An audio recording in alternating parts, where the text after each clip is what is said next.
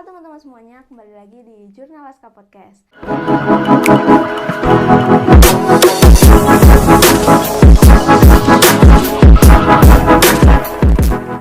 Kali ini kita kedatangan bintang tamu kita. Boleh diperkenalkan dulu Kak namanya? Halo, perkenalkan nama aku Ayudia Kanobiate, biasa dipanggil Kana. Oke, Kak Kana ini kemarin baru aja ikut lomba O2SN ya Kak? Iya. Nah, kalau boleh tahu Kak Kana ini dapat juara berapa aja sih? Untuk juaranya aku juara 2 di kata dan juara 3 di kumite. Kalau juara simulasi semuanya jadi poinnya disatuin, aku dapat juara 3. Wah, keren banget nih Kak Kana. Tadi ada juara 2 kata ya? Iya. Boleh tahu nggak sih kata itu apa nih? Kayaknya teman-teman belum pada tahu. Aku juga belum tahu nih. Kalau kata itu kayak bela diri tapi lebih ke seni gitu. Jadi kayak cuma gerakan gitu. Kalau yang satunya itu komite, bener nggak sih? Iya. Kalau komite itu apa sih Kak? Kalau kumite itu biasa untuk kayak pertahanan diri, kayak satu lawan satu gitu. Jadi beda sama kata. Kalau kata kan lebih ke gerakannya, tapi kalau kumite itu kayak lebih ke serangannya gitu loh. Itu tuh kayak gerak dasar di karate atau emang ada tersendirinya sih? Apanya nih? Yang kata nih, kalau boleh tahu itu gerakan dasar atau kayak teknik khusus gitu? Kalau kata itu awalnya dimulai dari gerakan dasar. Dimulai dari gerakan dasar terus kayak dirangkum gitu. Jadi jadilah kayak sebuah gerakan yang kadang ada di namanya tuh kayak bangau di atas batu. Itu tuh dari gerakan dasar terus dirangkai gitu menjadi kayak sebuah gerakan yang nanti bakal ditampilin kayak dengan indah gitu. Oh gitu. Kalau misalkan baru belajar karate itu kira-kira belajarnya apa aja sih Kak Kana kalau boleh tahu? Aku dulu awal belajar karate itu dimulai dari kihon. Kihon itu kayak teknik awal dasar gitu. Gitu sih. Oke, kalau boleh tahu aku mau nanya-nanya tentang perlombaan kemarin ya. Iya. Itu diadain dari tanggal berapa sampai tanggal berapa sih Kak? Itu kemarin diadain dari tanggal 31 sampai tanggal 1 Agustus. Itu di mana Kak tempatnya? Di Semarang, di Gor Jatidiri. Kalau boleh tahu di sana itu kegiatannya apa aja sih?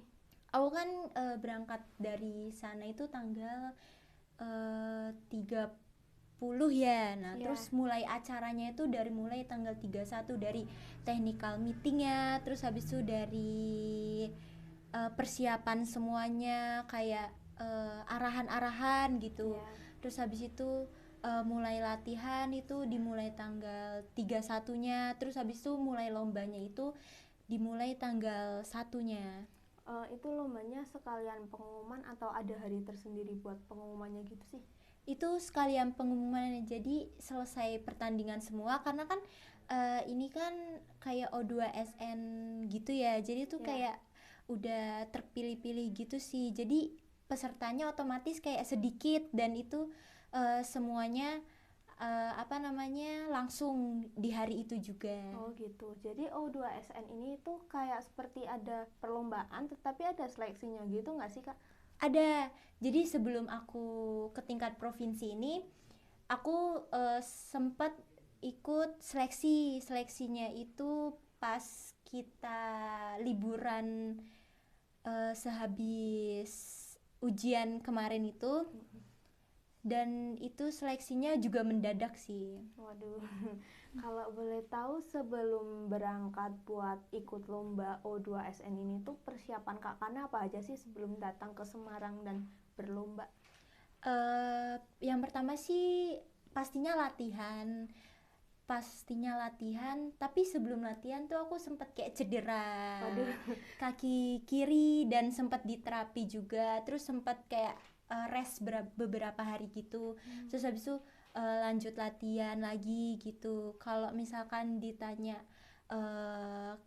ketinggalan jauh nggak gitu, pastinya ketinggalan jauh, tapi kan tergantung kita ya juga, kayak kalau misalkan kita mau menargetkan pastinya harus ngejar juga gitu. Oke, kalau boleh tahu nih, maaf, waktu cedera itu pemulihannya berapa lama? Terus waktu yang dibutuhkan buat latihan sama pemulihan itu berapa lama sih?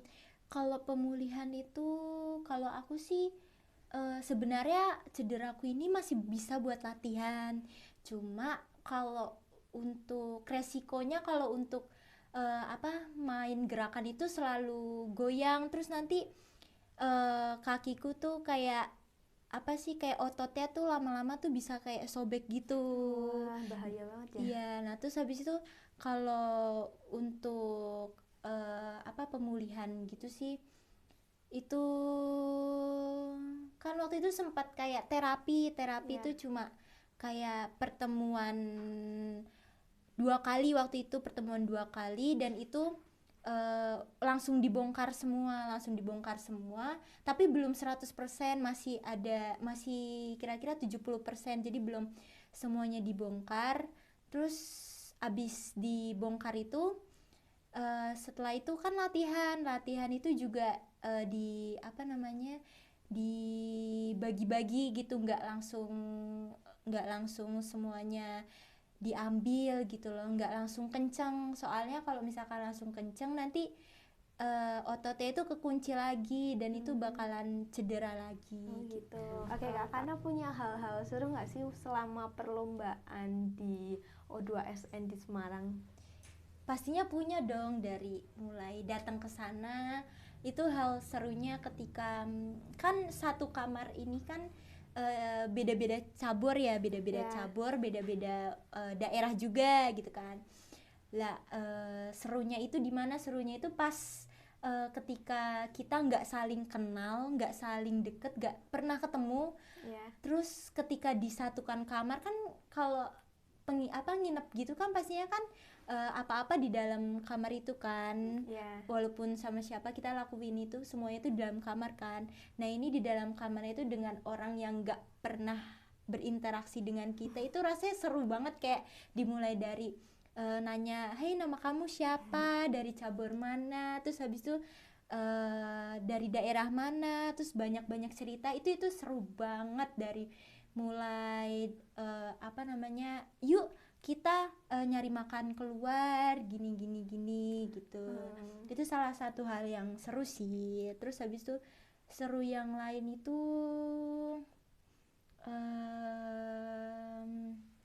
nggak ada sih, lebih ke identik itu doang kalau menurutku.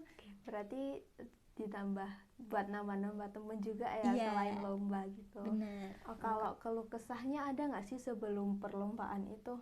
Keluh kesahnya, aku sempat pas sebelum berangkat ke Semarang, aku tuh kayak mikir negatif kayak, ih nanti aku di sana gimana, terus kalau gini gimana gitu kan. Nah, terus kalau udah sampai di sana, keluh kesahnya aduh ini mau bilang kayak gini kayak nggak enak gitu kan. Terus nanti makannya gimana gitu kan. Kayak aku sempat waktu itu kan makan siang ya. Nah terus habis itu aku tuh ada udang, aku tuh alergi udang gitu. Lah terus aku kayak ngeluh gitu, kayak kok udang gitu kan, padahal kan aku nggak suka udang, terus kayak alergi juga gitu sih, lebih kayak gitu. Terus cara kamu menangani masalah makanan itu gimana sih? Aku menanganinya dengan ya makan aja, kayak menghindari hal-hal yang nggak suka, kayak dipisahin aja gitu sih. Berarti contohnya mungkin udangnya nggak dimakan. Iya, gitu ya. benar. Oke, mungkin itu aja sih yang aku mau tanyakan waktu lomba. Nah sekarang aku boleh tanya nggak sih Kak Kana ini udah ikut karate itu dari kapan? Aku ikut karate itu dari kelas 2 SD. Wah, keren Pas banget. Waktu itu sih agak unik juga sih kenapa aku bisa ikut karate itu. Jadi kakak sepupuku itu, dia tuh bertanding. Aku tuh ditawarin untuk ikut nonton. Akhirnya aku ikut nonton. Awalnya tuh seingatku tuh aku tuh nggak mau ikut nonton, tapi karena ayo dicoba dulu nonton gitu kan. Akhirnya aku nonton. Terus pas aku nonton tuh aku ngeliatnya kayak wah keren, aku pingin kayak kakakku gitu kan. Lah terus akhirnya awalnya aku bilang sama budeku, aku bilang lah, terus habis itu oh ayo latihan besok minggu pakai training gitu. Terus akhirnya aku mulai latihan, dari situ aku tahu kayak oh karate itu begini begini begini. Aku berarti ikut karate tuh udah 7 tahunan. Wah, keren banget. Selama 7 tahun ikut karate itu ada itu nggak sih hal-hal yang nggak bisa terlupakan selama kamu ikut karate? Ada dong pastinya, dari mulai latihannya, gimana pelatih kita marahin kita pas latihan itu selalu diingat pastinya sampai kita nangis-nangis gitu. Terus saat capeknya kita latihan gitu, senangnya kita pas juara gitu sih. Selama mengikuti karate itu Kak Kana udah ikut perlombaan apa aja sih kalau boleh tahu? Selain karate atau gimana? Boleh sih, karate boleh. Terus selain itu mungkin prestasi-prestasi yang Kak Kana udah bisa raih selama ini. Kalau aku lebih ke karatenya sih. Apa aja sih kalau boleh tahu nih? Waktu itu alhamdulillah, aku tuh kadang suka bingung kayak gini. Sebelum aku pindah ke sini, pindah ke Batang ini, aku tuh punya apa ya, nggak tahu mungkin takdir atau gimana. Jadi tuh aku punya masa jayaku, punya masa turunku. Jadi tuh kayak dulu pas awal-awal aku ikut karate, terus sampai kelas 7 semester akhir semester 2 itu kan, sebelum itu kan corona itu. Nah sebelum corona itu bisa dibilang tuh masa jaya-jayaku. Kenapa tuh? Karena mungkin mungkin di kelasku itu, aku kan dulu masih kelas pemula kadet gitu kan. Di situ tuh yang maksudnya yang jago-jago tuh belum kayak kelihatan gitu loh. Jadi masih aku. Nah terus habis itu pas corona itu udah nggak lama latihan kan, karena kan corona juga latihan tapi kan kayak nggak full gitu loh. Nah terus habis itu mulai pertandingan lagi. Lah aku di sini bingung kayak itu siapa, wah kok gerakannya kayak lebih sempurna gitu. Nah di situ aku mulai mikir kayak nggak selamanya aku bakalan di atas gitu loh. Jadi ada waktunya kayak kita tuh kayak di masa jaya, ada waktunya kita tuh kayak turun di bawah gitu. Terus habis itu pas aku pindah ke sini, alhamdulillah udah kayak mulai terbangun lagi gitu. Kayak awal-awal aku pindah ke sini aku ikut DPRD Pekalongan. Alhamdulillah itu juara 2. Terus abis itu Popda kemarin alhamdulillah juara 2. Terus O2SN ini alhamdulillah bisa masuk juara poinnya itu yang ketiga, juara 3 gitu. Keren banget. Selama kamu ikut karate, terus naik turunnya masa-masa kejayaan kamu, selama kamu waktu ini nih, aku mau tanya, waktu masa turunnya kamu ya, kalau boleh tahu itu kamu sempet down gitu nggak sih, sempat kayak sakit hati, sempat kayak capek banget, kenapa harus kayak gini, kenapa nggak juara gitu, pernah ngalamin itu nggak? Aku pernah ngalamin kayak kok aku begini gitu loh, kok aku bisa begini padahal aku udah latihan tapi kok aku begini. Nah terus dari efek itu tuh aku jadi kayak males-malesan buat latihan lagi. Kayak aku pernah mikir kayak ih ngapain latihan orang nggak juara gitu. Aku pernah loh mikir kayak gitu. Kayak saking kayak downnya, mungkin mentalnya belum kuat gitu. Oke, selama kamu down ini ada nggak sih orang-orang terdekat kamu yang selalu ngasih kamu semangat, motivasi supaya kamu itu bisa terus berkembang dan maju? Ada dong pastinya. Yang pertama sih lebih ke mama, ayah, Gae sama Uti sih. Terus kakak juga, om, ya gitu. Terus habis itu ada pokoknya seseorang yang buat aku semangat gitu, ada. Oke, terus ada nggak sih hal-hal seru yang selama kamu ikut karate ini tuh apa aja? Ada pastinya. Yang pertama bisa dapat teman baru, karena kita pas aku masuk karate kan pasti banyak teman-teman juga yang ikut, dan itu bisa saling kenalan, punya teman baru. Itu yang pertama. Yang kedua, senangnya pas latihannya, kadang latihannya itu nyenengin, kadang juga nyapein, tapi lebih ke seneng sih karena bisa bareng-bareng teman-teman gitu. Ya, terus harapan kamu untuk kedepannya itu ada nggak? Harapan aku untuk kedepannya sih bisa lebih ngebanggain orang tua, bisa prestasinya bisa meluncur tinggi, terus bisa jadi atlet beneran gitu, nggak gadungan yang Amin.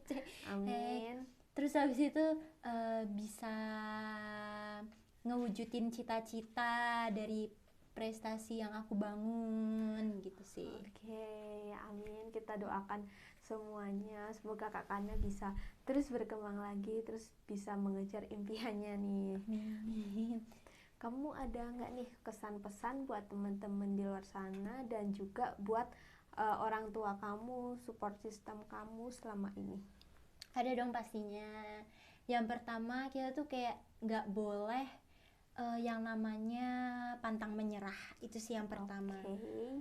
Terus yang kedua itu kita tuh harus percaya diri aja gitu. Buat melakukan sesuatu hal itu kita tuh harus percaya diri. Apapun yang terjadi, kita terima aja, itu urusan belakangan. Yang penting kita tuh udah semaksimal mungkin, udah buat yang terbaik. Yang lainnya itu belakangan. Terus untuk support system aku itu, aku mengucapkan kayak terima kasih banyak karena kalian tuh aku tuh nggak jadi apa-apa gitu loh. Jadi semua ini berkat doa-doa kalian gitu, doa mama, ayah, Uti, Gae, yang lainnya, guru-guru, terus teman-teman, dan yang pastinya seseorang. Okay. Tanpa kalian tuh aku tuh kayak nggak ada apa-apanya gitu. Yang pastinya sih kalau prinsipku pribadi itu selama kita masih hidup, selama belum mati, selama kita masih ada di garis lintas, belum finish, itu tetap diterjang, harus diterjang, nggak boleh berhenti sampai benar-benar finish, sampai benar-benar selesai. Itu tuh harus diterjang. Apa yang kita mau, apa yang aku mau tuh harus didapetin, dan itu harus main rapi dan gak boleh ngambil hak-hak orang. Keren banget sih Kak Kana ini.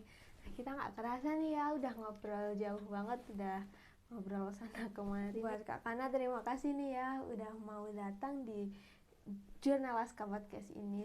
Semoga Kak Kana kedepannya lebih sukses lagi, terus bisa mengejar semua impiannya dan semuanya tercapai. Amin. Mungkin segitu aja ya Kak ya yang bisa aku sampaikan, dan kita juga udah ngobrol-ngobrol seru sama Kak Kana nih. Mungkin segitu saja. Jangan lupa saksikan podcast Jurnalaska yang lainnya.